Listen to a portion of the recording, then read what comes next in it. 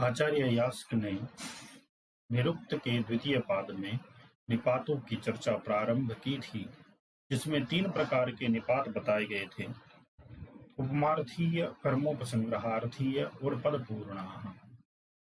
उपमार्थीय निपातों की चर्चा अब तक हो चुकी है। अब कर्मोपसंग्रहार्थीय निपातों की चर्चा यहाँ से प्रारंभ की जा रही है। कर्मोपसंग्रहार्थीय निपात क्या होते हैं?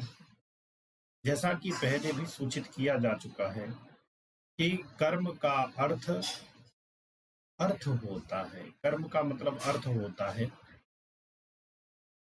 तो अर्थोपसंग्रह, अर्थ का जो उपसंग्रह कराते हैं, जो समुच्चय कराते हैं, ऐसे निपात कर्मोपसंग्रहार्थीय निपात कहलाते हैं। परिभाषा देते हुए आचार्य यास्क कहते हैं, अथ यस्य आगमात् अर्थ पृथक्त्वमह विज्ञायते न त्वउद्देशिकमिव विग्रहेण पृथक्त्वात् स कर्मोपसंग्रहः। अर्थात जिसके आगमन से अर्थ पृथकत्व अह विज्ञायते, अर्थ की पृथकता ज्ञात होती है। जिसके आगमन से अर्थ की पृथकता ज्ञात होती है और वह न तो औद्देशिकमिव, औद्देशिक की तरह नहीं रहता, वह उद्दिष्ट की तरह नहीं रहता, निर्दिष्ट की तरह नहीं रहता। अर्थात जैसे देवदत्त यज्ञदत्तौ आगच्छतः, देवदत्त और यज्ञदत्त आते हैं, तो इसमें और जो आया, और क्या है? देवदत्त जब समास विग्रह करेंगे, देवदत्तश्च यज्ञदत्तश्च इति देवदत्त यज्ञदत्तौ, तो देवदत्तश्च जो च आया, च अर्थात औ, जो च आया वह च क्या करता है? देवदत्त और यज्ञदत्त की पृथक सत्ता का भान कराता है, वह उनको विग्रह करता है, और वो जो पृथक पृथक सत्ता वाले हैं उनका समुच्चय भी कराता है। तो कर्म का उपसंग्रह कराता है, अर्थों का उपसंग्रह कराता है, अर्थों का योजन कराता है। वह निपात कर्मोपसंग्रहार्थीय निपात होता है। न तो औद्देशिकमिव, औद्देशिक की तरह नहीं रहता, निर्दिष्ट की तरह नहीं रहता। जैसे देवदत्त यज्ञदत्तौ, इसमें देवदत्त और यज्ञदत्त विनिर्दिष्ट हैं, किंतु इनमें एक च जो है वो इनको मिलाने वाला है और इनको विग्रह करने वाला भी है। वो च इनमें अंतर्भूत है, च के बगैर ये मिल भी नहीं सकते, और च इनका पृथकत्व भी दिखाता है कि इनकी पृथक सत्ता है, फिर भी इनमें एक संबंध है। तो ये च बताता है। इस प्रकार के निपात जो हैं वे कर्मोपसंग्रहार्थीय निपात कहलाते हैं, अर्थात अर्थोपसंग्रहार्थीय निपात कहलाते हैं। एक बार और परिभाषा को यदि देखें तो यस्य आगमात, जिसके आगमन से अर्थ पृथक्त्वमह विज्ञायते, अर्थ की पृथकता ज्ञात होती है, और वह निपात न तो औद्देशिकमिव, औद्देशिक की तरह नहीं रहता है, निर्दिष्ट की तरह नहीं रहता है, विग्रहेण पृथक्त्वात्, और वह विग्रह पूर्वक पृथक करने के कारण उसको कर्मोपसंग्रह कहलाते हैं। विग्रह पूर्वक वह पृथक कराता है और वह विग्रहित जो चीजें हैं उनमें संबंध भी स्थापित करता है। तो इस प्रकार से ये कर्मोपसंग्रहार्थीय निपातों की परिभाषा इस प्रकार से आचार्य यास्क ने दी है। अब इसके उदाहरण देते हैं कि च इति समुच्चयार्थ उभाभ्याम प्रयुज्यते। च जो ये निपात होता है यह समुच्चय के लिए होता है, यह जोड़ने के लिए होता है, यह संग्रहीकरण के लिए होता है। और उभाभ्याम अर्थात वैदिक लौकिकाभ्याम, लौकिक और वैदिक, यदि आचार्य यास्क की भाषा में कहें तो भाषया अन्वध्यायेन च, इन दोनों के द्वारा, भाषा और अन्वध्याय अर्थात वेद, लौकिक और वैदिक दोनों भाषाओं के द्वारा, दोनों के द्वारा यह च संप्रयुज्यते, संप्रयोग किया जाता है, उपयोग किया जाता है। अहम च त्वम च वृत्रहन इति, ये उदाहरण देते हैं कि जैसे अहम च त्वम च वृत्रहन, ये वेद का इन्होंने उदाहरण दिया कि वेद में भी च जो है ये मैं और तुम, हे वृत्रहन, हे वृत्रहंता, हे इंद्र, मैं और तुम जो है श्रेयस को प्राप्त करें, जो भी इसके आगे मंत्र होगा। अब एतस्मिन्नेव अर्थे देवेभ्यश्च पितृभ्य आ इति आकारः इति एतस्मिन् एव अर्थे अर्थात समुच्चयार्थे एव, समुच्चयार्थ के लिए ही, संग्रह के लिए ही, संग्रहीकरण के लिए ही, संयोजन के लिए ही देवेभ्यश्च पितृभ्य आ, ये जो आ है देव और पितर लोग आए, तो ये देवेभ्य पितृभ्य आ, देवे और देवताओं और पितरों के लिए, तो ये आकार जो आ जो निपात है यहाँ पर, वो भी कर्मोपसंग्रह के लिए आया है। अब वेति विचारणार्थे वा इति विचारणार्थे, वा जो कर्मोपसंग्रह निपात होता है वह विचारण के अर्थ में है। जैसे हंताहम पृथ्वीमिमाम निदधानीह वेह वा इति, यहाँ पर इंद्र का प्रकरण है कि इंद्र जो है वो सोमरस का पान करके जब उन्हें थोड़ा सा मद आया तो वो कह रहे हैं हंता हम, अरे बताओ ये पृथ्वी इमाम पृथ्वी, इस पृथ्वी को मैं निदधानी वा इह वा इति, कि मैं कहाँ रख दूं इसको, इधर निदधानी रख दूं, इह वा यहाँ रख दूं या यहाँ रख दूं, कहाँ रख दूं बताओ। तो इस तरीके से यहाँ पर जो वा निपात है, निदधानी इह वा, ये जो वा निपात है वह इह वा, इधर और उधर, ये जो दो अलग अलग अर्थ हैं इनको जोड़ रहा है। और ये वा जो है तो कर्मोपसंग्रहार्थी, ये दो अर्थों को जोड़ने वाला है, किंतु विचारणा के अर्थ में। जैसे च जो है और आ जो है वो समुच्चयार्थ में था, किंतु यह विचारणा के अर्थ में है, यह विचार करने के अर्थ में है कि बताओ भाई मैं कहाँ रख दूं, इधर रख दूं या उधर रख दूं। तथापि समुच्चयार्थे भवति, और ये समुच्चय के लिए भी होता है। जैसे वायुर्वात्वा मनुर्वात्वा इति, वायुर्वात्वा तुम वायु को, तुम मनु हो, ऐसा जो ये वा निपात है यहाँ पर समुच्चय के लिए है। यहाँ पर इसको संग्रह किया जा रहा है, दो अर्थों का समुच्चय किया जा रहा है, उनको मिलाया जा रहा है। अब और निपातों की चर्चा करते हैं। अह इति च ह इति च विनिग्रहार्थीयौ पूर्वेण संप्रयुज्येते। अह इति च ह इति च, अह और ह ये विनिग्रह के लिए हैं, ये अलग अलग करने के लिए हैं। पूर्वेण संप्रयुज्येते, इनका पूर्व में प्रयोग किया जाता है। जैसा जो च था या वा था या आ था, इनका बाद में प्रयोग किया जाता है, वैसे ही अह और ह जो है ये विनिग्रहार्थीय निपात है और इनका पूर्व में प्रयोग किया जाता है। जैसे अयम अहेदम करोतु अयम इदम, इदम ह करिष्यति इदम न करिष्यति। अयम अह इदम करोतु, कि ये अह इसको करे, करोतु करे, अयम इदम और ये इसको करे। दो की बात हो रही है, जैसे कोई गुरु दो शिष्यों को निर्देश कर रहे हैं कि अयम अह इदम करोतु, यह इस काम को करे और यह इस काम को करे।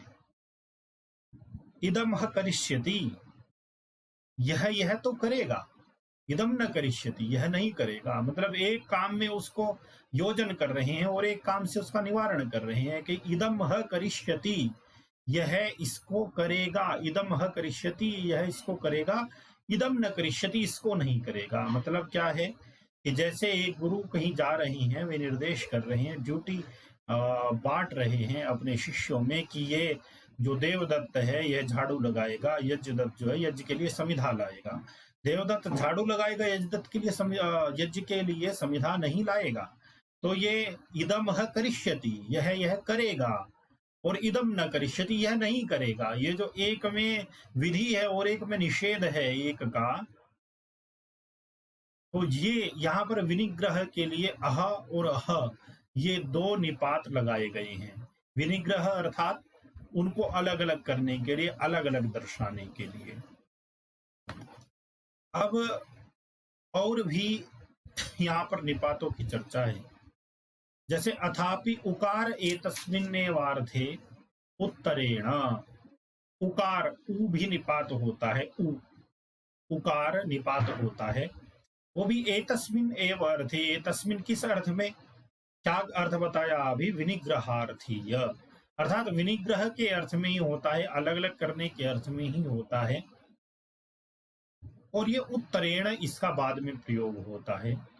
जैसे मृषे में वदंती सत्यम उ ते वदंती, कि मृषा इमे वदंती, इमे मृषा वदंती, ये झूठ कहते हैं।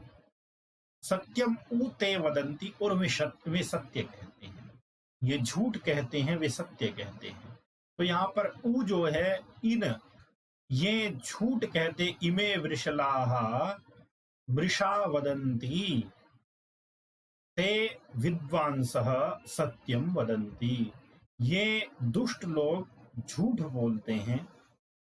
और सत्यम उ ते वदंती, और वे सत्य बोलते हैं। तो यहाँ पर उ जो है वो विनिग्रह के लिए है कि ये झूठे हैं और ये सच्चे हैं।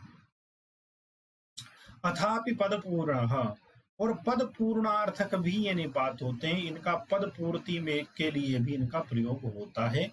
जैसे इदमु तदु, पद पूर्ण का मतलब है कि वो पद के में पूर्ति के लिए लगा दिए जाते हैं, उनका कोई अर्थ नहीं होता है। जहां पर जैसे इदमु तदु ऐसा प्रयोग होता है, तो यहाँ पर उ का कोई अलग अर्थ नहीं है। अब कह रहे हैं कि ही इत्येषो अनेक कर्मा, ही जो निपात है यहाँ पर ही और इत्येषो की संधियों के हमें दीर्घ इकार दिख रहा है, वह लघु इकार है।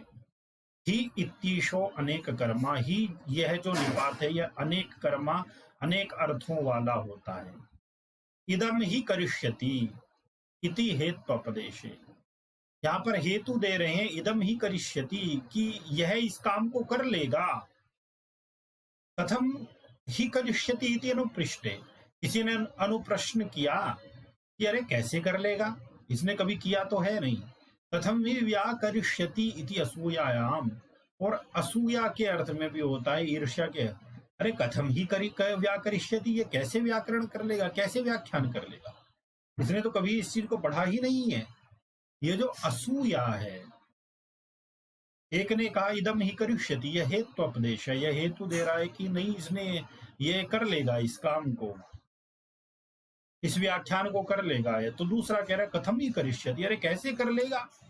तो यहाँ पर ही अनुप्रश्न के अर्थ में आया है। फिर ही जो है कथम ही व्याकरिष्यति, अरे कैसे व्याख्यान कर लेगा, इसने कभी ऐसा किया तो है नहीं, इसने ये पढ़ा भी नहीं है। तो ये जो असूया है, ये जो ईर्ष्या है, इसके लिए भी ही का प्रयोग आता है। इसलिए ही को क्या कहा, अनेक कर्मा, ये अनेक अर्थों में इसका प्रयोग किया जाता है।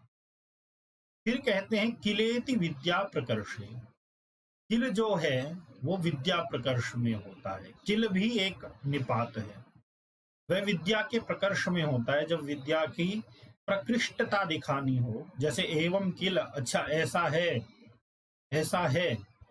कोई गुरु पढ़ाते हुए अपने शिष्यों को बार बार ये कहते हैं एवं किल ऐसा है, सुनो ध्यान से, एवं किल ऐसा है।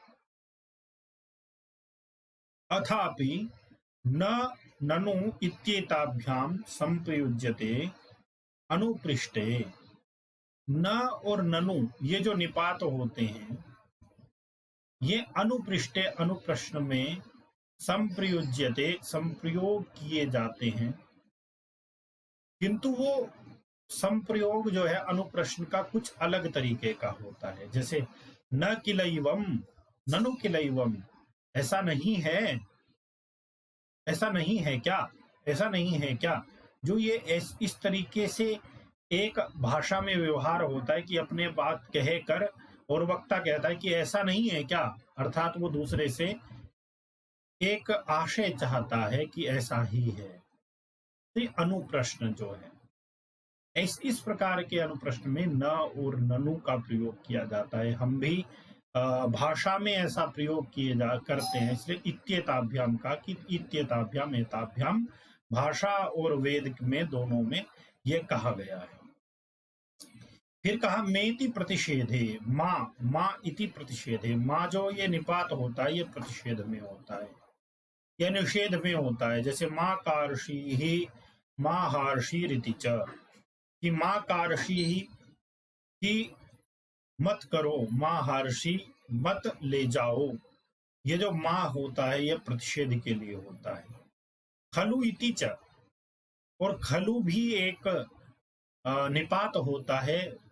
जैसे कहते हैं खलु कृत्वा खलु कृतम, ये भी एक निपात भाषा में प्रयोग होता है। अथापि पद पूर्ण, और ये प्रतिषेध के अर्थ में होता है। खलु कृत्वा, ऐसा नहीं करके क्या, या ऐसा नहीं किया गया क्या, इस तरीके से प्रतिषेध में होता है। अथापि पद पूर्ण, कि पद पूर्ण के लिए भी खलु का प्रयोग होता है। पद पूर्ण के लिए एवं खलु तद बभूव, यहाँ पर खलु का कोई अर्थ नहीं है, किंतु खलु यहाँ पर लगा दिया गया है। जैसे कि पद पूर्ण का मतलब है, वैसे तो पद पूर्णार्थक निपात एक अलग से भी आएंगे, किंतु कुछ निपात ऐसे हैं जो कर्मोपसंग्रहार्थीय भी है और पद पूर्णार्थक भी हैं, तो उनका उनको सूचित कर देते हैं आचार्य यास्क यहीं पर। वे कहते एवं खलु तद बभूव, कहीं पर छंद के आग्रह से कोई पद बढ़ाना पड़ जाता है, तो क्योंकि छंदों में तो मात्रा कम ज्यादा नहीं हो सकती, तो कहीं पर कम हो तो उसको बढ़ाने के लिए निपातों का प्रयोग कर दिया जाता है जिनका कोई अपना अर्थ नहीं होता है वहां पर। तो ऐसे ही पद पूर्णार्थ की ये निपात भी बन जाता है, एवं खलु तद बभूव, यहाँ पर खलु का कोई अर्थ नहीं है। अब शश्वत एक निपात होता है, उसके बारे में बता रही है। शश्वत इति विचिकित्सार्थियो भाषायाम, शश्वत यह भाषा में विचिकित्सा के लिए होता है। विचिकित्सा अर्थात संशय, संशय के लिए प्रयोग में आता है।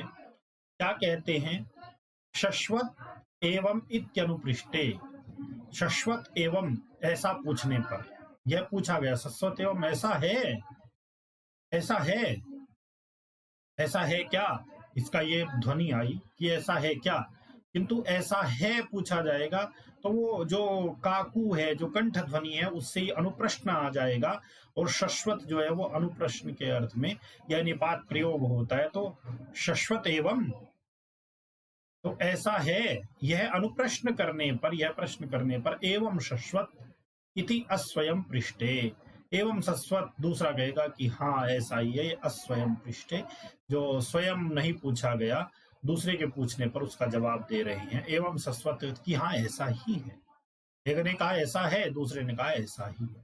तो ये जो बात है, यह शश्वत निपात का प्रयोग इस तरीके से होता है। नूनम इति विचिकित्सार्थियो भाषायाम, नूनम यह भाषायाम विचिकित्सार्थीयः, वह भाषा में विचिकित्सा के लिए होता है, संशय के लिए होता है। उभयम अनवध्यायम, और अनवध्याय में उभय अर्थों में आता है। विचिकित्सा और विचिकित्सार्थीयः पद पूर्णश्च, विचिकित्सा के अर्थ में, संशय के अर्थ में, और पद पूर्ण के अर्थ में। नूनम यह निपात विचिकित्सा के अर्थ में भाषा में आता है कि एवं नूनम, ये ऐसा है, तो विचिकित्सा संशय के अर्थ में आता है। उभयम अनवध्यायम, और वेद में यह दोनों अर्थों में आता है, विचिकित्सा के अर्थ में और पद पूर्ण के अर्थ में। अब इसमें एक उदाहरण देने के लिए यहां पर एक कथा बता रहे हैं। अगस्त्य इंद्राय हव्य निरूप्य, अगस्त्य बहुत बड़े ऋषि हो गए। अगस्त्य ने इंद्र के लिए हविर निरूप्य, हवि की उन्होंने योजना की कि इंद्र को हवि दी जाए, किंतु इंद्र से पहले मरुत आ गए, तो मरुद्भ्य संप्रदित्सांचकार, मरुद्भ्य मरुतों को संप्रदित्सांचकार दे दी। उनके पास उन्होंने इंद्र के लिए हवि देने का संकल्प किया, किंतु दे मरुतों को दी।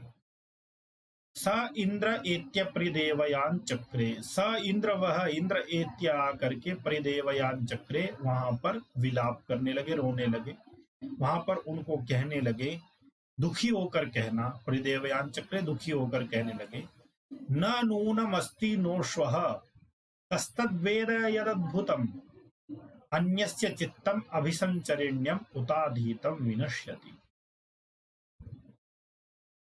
यहां पर न नूनम अस्ति नो श्वः कस्तद्वेद यदद्भुतम अन्यस्य चित्तम अभिसंचरिण्यम उताधीतम विनश्यति।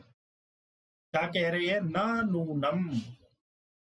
न नूनम अस्ति, अस्ति मतलब आज, अस्ति मतलब है का मतलब यहां पर आज होगा, कि ना तो आज है, नो स्वह और ना ही कल को होगा, आज भी नहीं है और कल को भी नहीं होगा।